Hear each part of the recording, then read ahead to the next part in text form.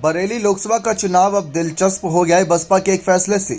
बरेली में बसपा सुप्रीमो मायावती ने कुर्मी कार्ड खेलते पूर्व विधायक मास्टर छोटेलाल गंगवार को मैदान में उतारा है, जो भाजपा की मुसीबतें बढ़ा सकते हैं। भाजपा ने 8 बार के सांसद संतोष गंगवार का टिकट काटकर पूर्व मंत्री छत्रपाल गंगवार को प्रत्याशी बनाया है, तो दूसरी तरफ समाजवादी पार्टी ने पूर्व सांसद प्रवीण सिंह एरन को भी टिकट दिया है। वहीं बसपा प्रत्याशी छोटेलाल गंगवार ने भारतीय जनता पार्टी, सपा और कांग्रेस पर जमकर हमला बोला। उन्होंने कहा कि भाजपा ने पूरे देश में नफरत का माहौल पैदा करने का काम किया है। साथ ही उन्होंने गठबंधन पर भी निशाना साधते हुए कहा कि ये गठबंधन नहीं बल्कि ठगबंधन है। उन्होंने कहा कि कुर्मी भाजपा से बिका हुआ नहीं है। आज जो देश की स्थिति है, किस तरह से भारतीय जनता पार्टी ने इन 10 वर्षों के अंदर इस देश में नफरत का माहौल पैदा करने का काम किया, ये नफरत का माहौल कैसे दूर हो सके, इसके लिए हम बरेली लोकसभा से चुनाव लड़ने का काम कर रहे हैं। हमारी लोकसभा बरेली से पूरी तैयारी है, हम लंबे समय से काम करते आए। उन्होंने कहा कि जहां तक बिरादरी का सवाल है तो भाजपा आज भी कुर्मी प्रत्याशी को लड़ा रही है। उसे बरेली में प्रत्याशी नहीं मिला तो पीलीभीत लोकसभा के प्रत्याशी को बरेली से लड़ा रही हैं। बरेली की जनता बाहर के प्रत्याशी को पसंद नहीं करेगी, इसलिए मैं अपनी जीत के लिए 100% आश्वस्त हूं।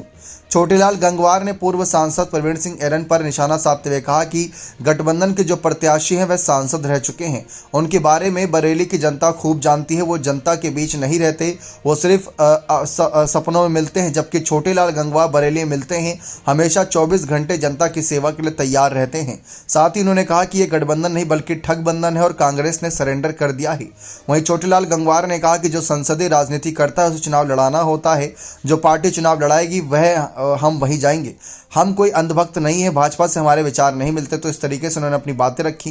दरअसल गौरतलब है कि मास्टर छोटेलाल गंगवार पहली बार 1996 में सपा से नवाबगंज के विधायक बने। 1999 में सपा के टिकट पर लोकसभा चुनाव लड़े और हार का सामना करना पड़ा।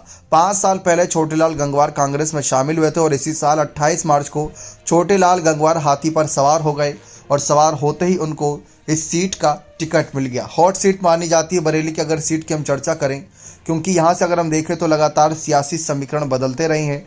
भारतीय जनता पार्टी के लिए ये सीट कहीं ना कहीं मुनासिब रही है।